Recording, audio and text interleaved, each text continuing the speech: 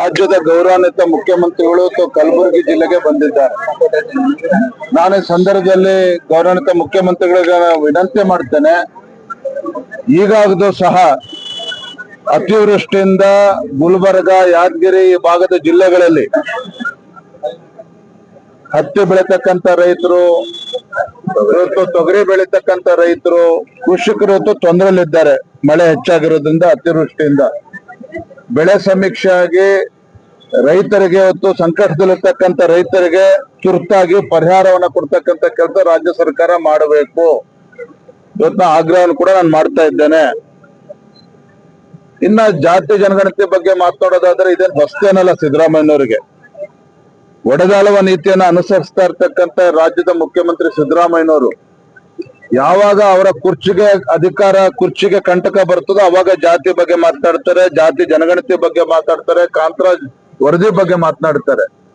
ದುರಂತ ಅಂತ ಹೇಳಿದ್ರೆ ರಾಜ್ಯದ ಮುಖ್ಯಮಂತ್ರಿಗಳಾಗಿ ಇವತ್ತು ಎಲ್ಲಾ ಸಮಾಜಕ್ಕೂ ಕೂಡ ನ್ಯಾಯ ಕೊಡಬೇಕಾಗಿರ್ತಕ್ಕಂಥ ಸ್ಥಾನದಲ್ಲಿರ್ತಕ್ಕಂಥ ಸಿದ್ದರಾಮಯ್ಯನವರು ಹಿಂದೂ ಸಮಾಜವನ್ನು ಹೊಡಿತಕ್ಕಂಥ ದುಸ್ಸಾಹಸಕ್ಕೆ ಕೈ ಹಾಕಿದ್ದಾರೆ. ಇವತ್ತು ವೀರಶೈವ ಲಿಂಗಾಯತ ಆದಿಯಾಗಿ ಇತರ ಸಮಾಜಗಳನ್ನ ಹೊಡಿತಕ್ಕಂಥ ಕೆಲಸಕ್ಕೆ ಮುಖ್ಯಮಂತ್ರಿ ಕೈ ಹಾಕಿರ್ತಕ್ಕಂಥದ್ದು ನಾಡಿನ ದುರಂತ. ಯಾವತ್ತೂ ಕೂಡ ಈ ರಾಜ್ಯದ ಜನ ಕ್ಷಮಿಸೋದಕ್ಕೆ ಸಾಧ್ಯ ಅಲ್ಲ.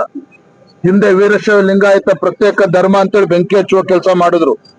ಈಗ ಜಾತಿ ಜನಗಣತಿ ಅಂತ ಹೇಳಿ ಇವತ್ತು ಮತ್ತೆ ಸಮಾಜಗಳ ಮಧ್ಯೆ ಬೆಂಕಿ ಹಚ್ಚುವಂತ ಕೆಲಸ ಮಾಡ್ತಾ ಇದ್ದಾರೆ.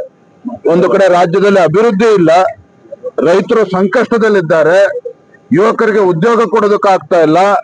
ಇದ್ರ ಮಧ್ಯೆ ಈ ವಿಷಬೀಜ ಬಿತ್ತವನ್ನ ಕೆಲಸವನ್ನ ಏನ್ ಮಾಡ್ತಾ ಇದ್ದಾರೆ, ಇದು ಖಂಡಿತ ಇದು ಸರಿಯಲ್ಲ. ರಾಜ್ಯದ ಮುಖ್ಯಮಂತ್ರಿಗಳು ಇದಕ್ಕೆ ನಾಡಿನ ಜನತೆಗೆ ನ್ಯಾಯ ಕೊಡುವಂತ ಕೆಲಸ ಮಾಡ್ಬೇಕೆ ಹೊರತು ಸಮಾಜ ಒಡೆಯುವಂತ ಕೆಲಸ ಅವ್ರು ಮಾಡಬಾರ್ದು. ಇದು ಬಿಜೆಪಿ ನಿಲುವೇನು ಸರ್? ಬಿಜೆಪಿ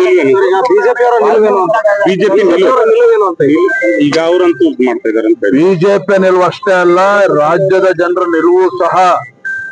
ಕಾಂಗ್ರೆಸ್ ಸರ್ಕಾರ ಇವತ್ತು ಸಮಾಜನ ಹೊಡೆಯತಕ್ಕಂತ ಕೆಲಸ ಕೈ ಹಾಕಿದ್ದಾರೆ ಅನ್ನೋದು ಜನಸಾಮಾನ್ಯರು ಕೂಡ ಮಾತನಾಡ್ತಾ ಇದ್ದಾರೆ.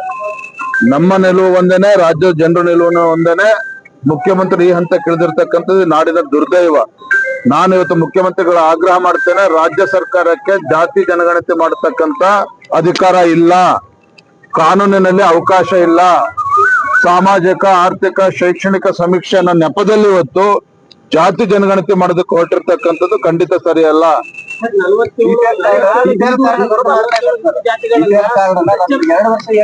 ನೋಡ್ರಿ, ಪಾಪ ಅವ್ರ ಪರಿಸ್ಥಿತಿ ಅರ್ಥ ಮಾಡ್ಕೊಳ್ಳಿ.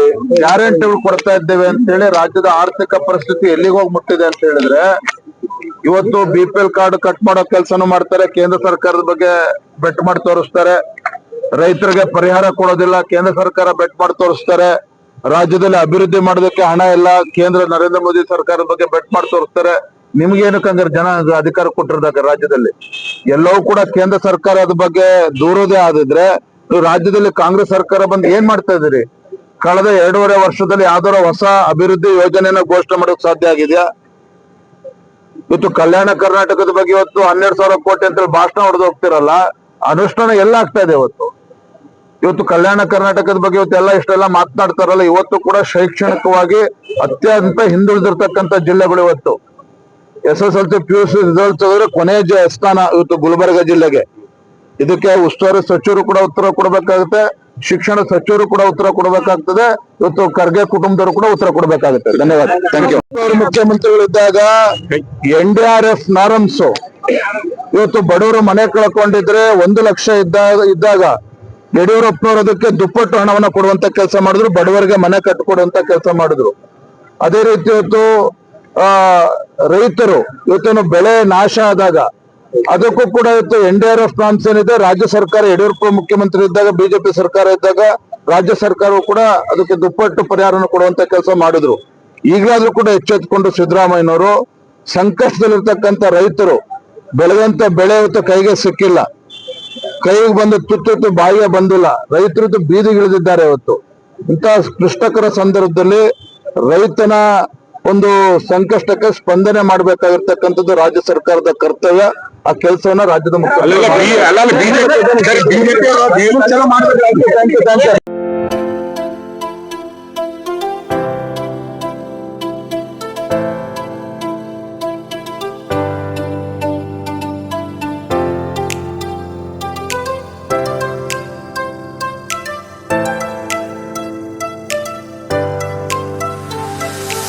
ಕಲಬುರಗಿ ಜನರಿಗಾಗಿ ಮಹಾದೇವ್ ಮಾರ್ಬಲ್ಸ್ ಮತ್ತು ಗ್ರಾನೈಟ್ಸ್.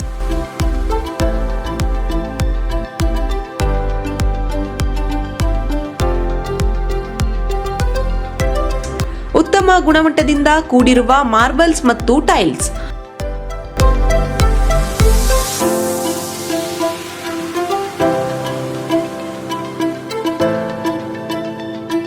ಸುಮಾರು ವರ್ಷಗಳಿಂದ ವಿವಿಧ ಕಡೆ ಅತ್ಯುನ್ನತ ಗುಣಮಟ್ಟದ ಟೈಲ್ಸ್ ಮಾರ್ಬಲ್ಸ್ ಮಾರಾಟ.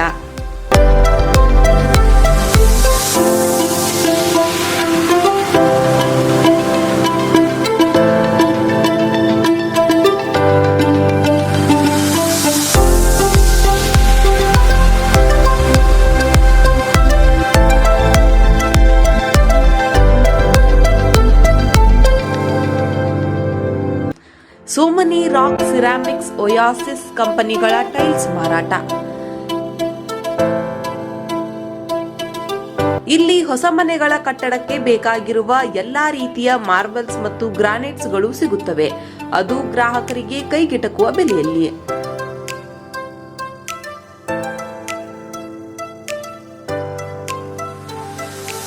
ಹೆಚ್ಚಿನ ಮಾಹಿತಿಗಾಗಿ ಭೇಟಿ ಕೊಡಿ. ಮಹಾದೇವ್ ಮಾರ್ಬಲ್ಸ್ ಮತ್ತು granites, exclusive showroom, Nagarahalli cross, ring road ಹತ್ತಿರ, ಕಲಬುರಗಿ. ಹೆಚ್ಚಿನ ಮಾಹಿತಿಗಾಗಿ ಸಂಪರ್ಕಿಸಿ 9008242111 9742679975.